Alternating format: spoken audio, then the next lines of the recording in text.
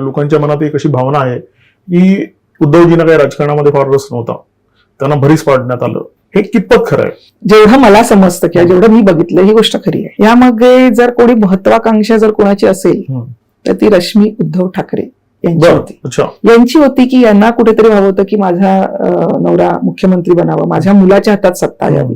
त्याच्यामुळे हे प्रत्येक शिवसैनिक हे मला वाटतं सांगेल, ज्यांनी हे जवळून बघितले की खरोखर कुठेतरी महत्वाकांक्षा त्याची होती आणि संपूर्ण शिवसेना त्याच्यामुळे वेठीच धरली गेली. त्यांना यामध्ये फार एवढा इंटरेस्ट नव्हता जेवढा रश्मी ठाकरेंना होता. आणि त्यामुळे ह्या सर्व ज्या घटना घडल्या यामध्ये कुठेतरी मला वाटतं हे प्रत्येक जण जरी समोर नाही आलं तरी तुम्ही प्रत्येकाला विचारलं, अगदी आता जे आमदार तिथे आहेत, आता जे उपनेते आहेत, आता जे नेते, ते सर्वजण हेच सांगतील.